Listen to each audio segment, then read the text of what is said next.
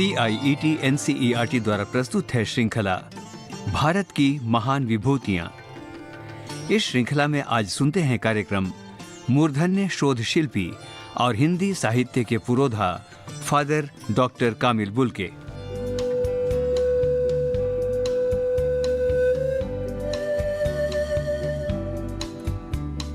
Europe के पश्चिमी भाग में एक छोटा लेकिन खूबसूरत देश है बेल्जियम। बेल्जियम में एक प्रांत है फ्लैंडर्स। इस प्रांत में एक छोटा सा शांत और सुंदर शहर है रम्सकपेला। 1 सितंबर 1909 को अडोल्फ और मारिया बुल्के के घर में एक बालक का जन्म हुआ। माता पिता ने बड़े प्रेम से उसका नाम रखा कामिल बुल्के। कामिल का अर्थ होता है पूजा की वेदी और बुल्के का अर्थ है सुगंधित पुष्प।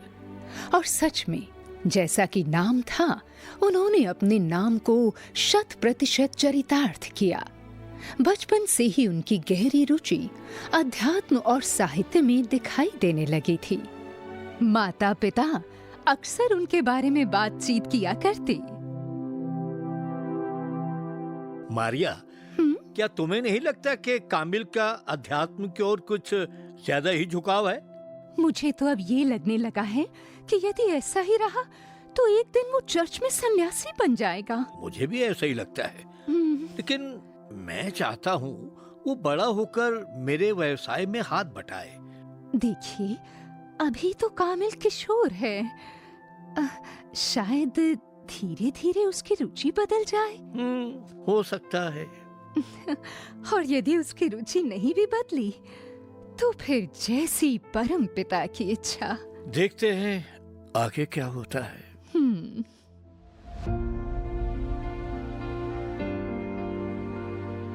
स्कूली शिक्षा के बाद उन्होंने ल्यूवेन विश्वविद्यालय से सिविल इंजीनियरिंग में BSc डिग्री प्राप्त की और 1930 में स्पष्ट दिव्य अनुभूति प्राप्त होने पर शिक्षक और पुरोहित बनाने वाले जेसुइट समाज में शामिल हो गए। 6 नवंबर 1935 को 17 दिनों की समुद्री यात्रा के बाद वो बंबई आ गए, जो अब मुंबई है। उन्होंने भारत को अपनी कर्मस्थली के रूप में चुना।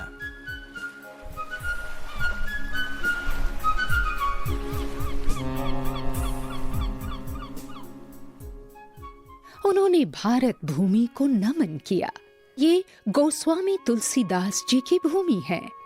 दरअसल अपनी पढ़ने की आदत के कारण बेल्जियम में ही उन्होंने तुलसीदास जी की कई चौपाइयों का जर्मन अनुवाद पढ़ा था। उनमें से एक चौपाई से वो बहुत प्रभावित हुए। चौपाई थी, धन्य जन्मु जग तीतल तासु, पितहि प्रमोद चरित सुनि जासु। अर्थात उस बेटे का जीवन धन्य है जिसका यश और कीर्ति सुनकर पिता आनंदित होता है। इन पंक्तियों से वे इतने प्रभावित हुए कि कवि तुलसीदास जी के अनन्य भक्त बन गए। उन्होंने लिखा था, विश्व साहित्य में माता और पुत्र के संबंधों की बहुत सारी चर्चा मिल जाएगी, लेकिन पिता पुत्र के संबंधों की ऐसी व्याख्या और ऐसा ऊंचा आदर्श मुझे सिर्फ भक्त कवि तुलसीदास जी की रामायण में ही मिला। भारत आने पर उन्होंने जो देखा उसने उनके संपूर्ण जीवन के चिंतन और दर्शन को एक नया आयाम दे दिया। उन्होंने अपने भारत आगमन के समय को याद करते हुए अपनी एक पुस्तक एक ईसाई की आस्था, राम कथा और हिंदी में लिखा है, 1935 में मैं जब भारत पहुंचा, मुझे ये देखकर बड़ा आश्चर्य हुआ कि रास्ते में सभी संकेत पट्टों पर सूचनाएं और स्थानों के नाम अंग्रेजी में थे। मैंने ये जाना कि अनेक शिक्षित लोग अपनी सांस्कृतिक परंपराओं से अनजान थे और इंग्लिश में बोलना गर्व की बात समझते थे। मैंने विचार किया कि मैं हिंदी भाषा में सिद्धता को प्राप्त करने का पूरा प्रयास करूंगा। हिंदी स्थानीय और जनजातीय भाषाओं में जो ज्ञान प्रणाली और सीखने की सामग्री अंतर्निहित है, उनके संरक्षण और पुनरुत्थान से ही हमारा विकास संभव है।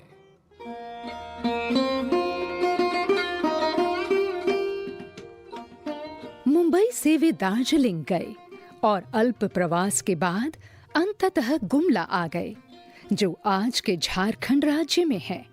उन्होंने गुमला के सेंट इग्नेशियस विद्यालय में 3 साल तक गणित और भौतिकी पढ़ाया और हिंदी की कक्षा में अपने ही विद्यार्थियों को सहपाठी बनाकर हिंदी सीखने लगे।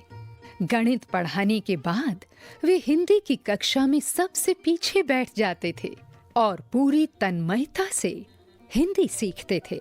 हिंदी के मूल रूप को समझने के लिए धीरे धीरे उन्होंने ब्रजभाषा और अवधी भी सीखी। रांची आकर वे कुछ समय के लिए सन 1938 में झारखंड के ही एक शहर हजारीबाग गए और सेंट कोलंबस कॉलेज में पंडित बद्रीदत्त शास्त्री के निर्देशन में संस्कृत और स्वामी तुलसीदास की 2 प्रमुख रचनाओं रामचरितमानस और विनय पत्रिका का गहन अध्ययन करने लगे। फिर उन्होंने कलकत्ता विश्वविद्यालय से स्वतंत्र परीक्षार्थी के रूप में स्नातक की उपाधि प्राप्त की और उच्च अध्ययन के अभिप्राय से वो इलाहाबाद विश्वविद्यालय पहुंचे और वहां के हिंदी विभाग के अध्यक्ष डॉक्टर धीरेन्द्र वर्मा से मिले।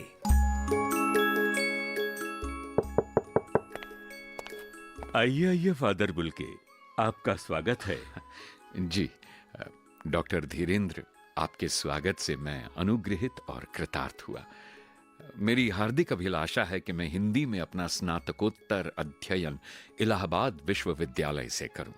ठीक है, लेकिन उम्मीदवार की कुछ परीक्षा तो लेनी ही होगी।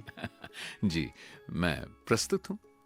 तो फादर, मैं चाहता हूं कि आप तुलसीदास जी की विनय पत्रिका के 2 पदों की इसी समय सप्रसंग व्याख्या करें। ये लीजिए। जी, अवश्य। फादर कामिल बुल्के ने कुछ ही देर में उन पदों की लिखित व्याख्या कर दी। इस यूरोपीय श्वेत वर्णीय ईसाई पुरोहित को डॉक्टर वर्मा ने प्रारंभ में नौसिखिया समझा था, लेकिन जब उन्होंने व्याख्या पढ़ी तो ओह, अद्भुत! तो फादर, अब विलंब कैसा? आप इसी समय से विश्वविद्यालय के हिंदी संकाय में अध्ययन के लिए आमंत्रित हैं। धन्यवाद डॉक्टर धीरेन्द्र, ये मेरा सौभाग्य होगा। जी। स्नातकोत्तर अध्ययन के बाद फादर कामिल बुल्के ने फिर पीछे मुड़कर नहीं देखा। उन्होंने डॉक्टर धीरेन्द्र वर्मा की प्रेरणा से डॉक्टर माता प्रसाद के निरीक्षण में शोध कार्य किया। इससे जुड़ी एक बड़ी रोचक घटना है। फादर कामिल बुल्के चाहते थे कि उनका शोध हिंदी में प्रकाशित हो, लेकिन उन दिनों सभी शोध अंग्रेजी में ही हुआ करते थे। उन दिनों इलाहाबाद विश्वविद्यालय के कुलपति डॉक्टर अमरनाथ झा थे। फादर कामिल बुल्के ने इसके लिए विश्वविद्यालय के कुलपति से मिलने का समय मांगा। क्या मैं अंदर आ सकता हूं कुलपति महोदय? आइए आइए फादर बुल्के। मुझे बताया गया है कि राम कथा पर आपका शोध बहुत अच्छा बन पड़ा है। आपने इसमें बहुत से नए आयाम भी जोड़े हैं।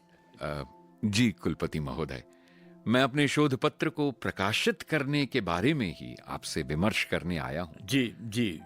मैं चाहता हूं कि मुझे अपने शोध पत्र को देवनागरी में प्रकाशित करने की अनुमति दी जाए।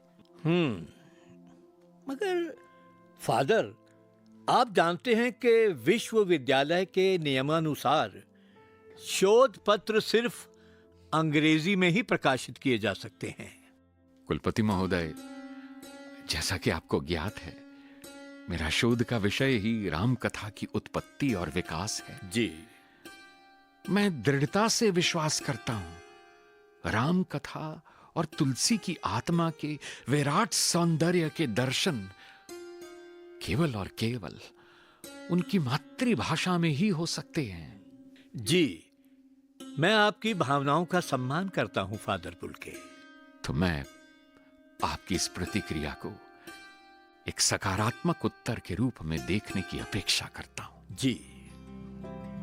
तो फिर क्या था? विश्वविद्यालय की अकादमिक परिषद की सभा बुलाई गई और लंबे विचार विमर्श के बाद नियमावली में विधिवत परिवर्तन किया गया। फादर का यह अनुरोध मान लिया गया। भारत के शोध परिदृश्य में ये एक महत्वपूर्ण घटना थी, क्योंकि इसके द्वारा देवनागरी में शोध प्रबंध लिखने का रास्ता सबके लिए साफ हो गया और आदिवासी भाषाओं में भी पीएचडी स्तर तक पढ़ाई होनी शुरू हो गई। उन्होंने राम और राम कथा के बारे में अपने शोध ग्रंथ में लिखा है। देखिए, राम वाल्मीकि कथा के मिथकीय पात्र नहीं हैं, बल्कि वे तो इतिहास पुरुष हैं, जिनकी व्याप्ति सिर्फ भारत में ही नहीं बल्कि पूरी दुनिया में है। रामायण सिर्फ धार्मिक साहित्य ही नहीं है, बल्कि जीवन जीने के तरीके का दस्तावेज है। उनके शोध की विशेषता ये है कि उन्होंने रामायण से संबंधित किसी भी विषय को छोड़ा नहीं है। हिंदी के अतिरिक्त उन्होंने तमिल, तेलुगु, मलयालम, कन्नड़, बांग्ला, कश्मीरी, सिहली आदि भाषाओं के साहित्य में भी उपलब्ध राम कथा की गहन छानबीन की है। उन्होंने तेलुगु में रचित श्री रंगनाथ रामायण और महर्षि कंबन द्वारा तमिल में रचित कंब रामायण को भी संदर्भित किया। 4 भागों में विभक्त 600 पृष्ठों में छपी उनकी ये थीसिस एक प्रतिनिधि शोध ग्रंथ साबित हुई और भारत सहित पूरे विश्व में विभिन्न भाषाओं में प्रकाशित हुई। इसके बाद सारी दुनिया फादर बुल्के को जानने लगी। अब जहां भी राम कथा होती, फादर कामिल बुल्के का नाम वक्ताओं की सूची में सबसे ऊपर होता। उन्होंने देश भर में राम कथा पर व्याख्यान दिए। वे कहा करते थे, सब हैं नचावत राम गोसाई, मोहे नचावत तुलसी गोसाई। फादर कामिल बुल्के ने इलाहाबाद विश्वविद्यालय से सन 1949 में राम कथा पर डीफिल करने के बाद तुलसीदास के रामचरितमानस का और गहन अध्ययन किया। उन्होंने राम कथा की उत्पत्ति और विकास पर पीएचडी की। डॉक्टर धीरेन्द्र वर्मा कहते हैं, इस शोध ग्रंथ को वास्तव में राम कथा संबंधी समस्त सामग्री का विश्वकोश कहा जा सकता है। हिंदी क्या, किसी भी यूरोपीय अथवा भारतीय भाषा में इस प्रकार का कोई दूसरा अध्ययन उपलब्ध नहीं है।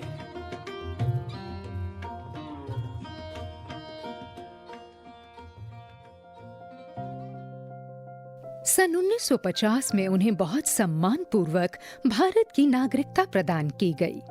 इसी वर्ष वे रांची के सेंट जेवियर कॉलेज के हिंदी और संस्कृत विभाग के अध्यक्ष बना दिए गए और आजीवन उसी पद पर रहे। वे हमेशा अपने विद्यार्थियों को उनकी अपनी भाषा में ही बातचीत करने हेतु प्रोत्साहित करते थे। सबसे मशहूर अंग्रेजी हिंदी शब्दकोश लिखने वाले फादर कामिल बुल्के ही हैं।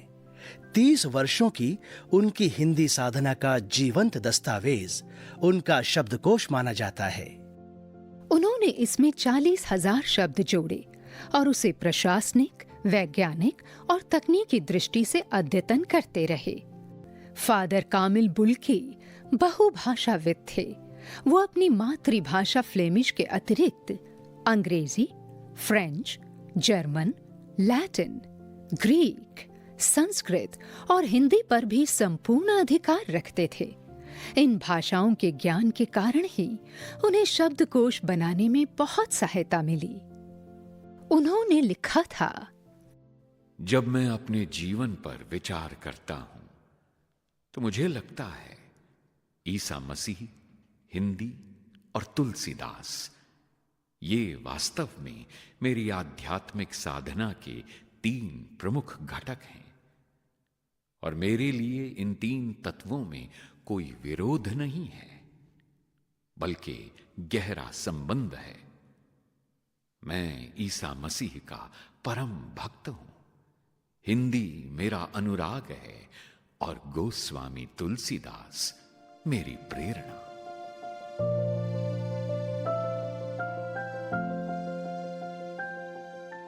कामिल बुल्के की हिंदी सेवाओं के लिए 1974 में भारत सरकार ने उन्हें पद्म भूषण की उपाधि से सम्मानित किया। जब लोग उन्हें फादर कहते तो वे किंचित संकोच से बोल उठते। फादर अंग्रेजी शब्द है, यदि मुझे कामिल बाबा कहो तो सचमुच मुझे बहुत अच्छा लगेगा। 17 अगस्त 1982 को दिल्ली में इस अद्भुत शोध शिल्पी, राम कथा अनुरागी, बहुभाषाविद और हिंदी भाषा के अनन्य सेवक का निधन हो गया। उनकी मृत्यु शैया पर मात्र 2 पुस्तकें थीं, बाइबल और गोस्वामी तुलसीदास जी की विनय पत्रिका। उन्हें दिल्ली में ही दफनाया गया। 36 साल बाद वर्ष 2018 में पद्म भूषण फादर कामिल बुल्के का पार्थिव अवशेष दिल्ली से उनकी कर्मभूमि रांची लाया गया। उनके अवशेष को पूरे सम्मान के साथ रांची सेंट जेवियर कॉलेज में दफनाया गया। महान शब्द शिल्पी और हिंदी साहित्य के इस पुरोधा फादर कामिल बुल्के बाबा को हमारा आभार सहित शत शत नमन।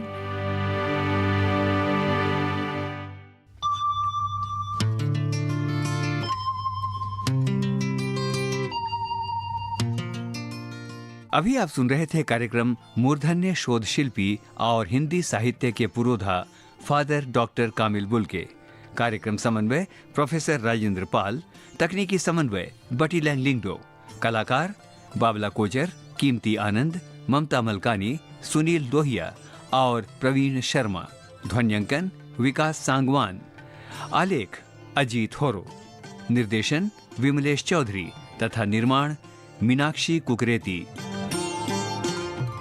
प्रिय श्रोता, यदि आप हमारे कार्यक्रमों पर अपनी प्रतिक्रियाएं देना चाहते हैं तो हमारे IVRS नंबर 8800440559 पर संपर्क कर सकते हैं और साथ ही आप हमारे ईमेल पर भी हमसे संपर्क कर सकते हैं।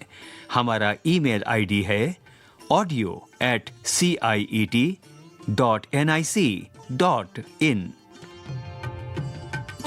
यह कार्यक्रम CIET NCERT नई दिल्ली, भारत द्वारा प्रस्तुत किया गया।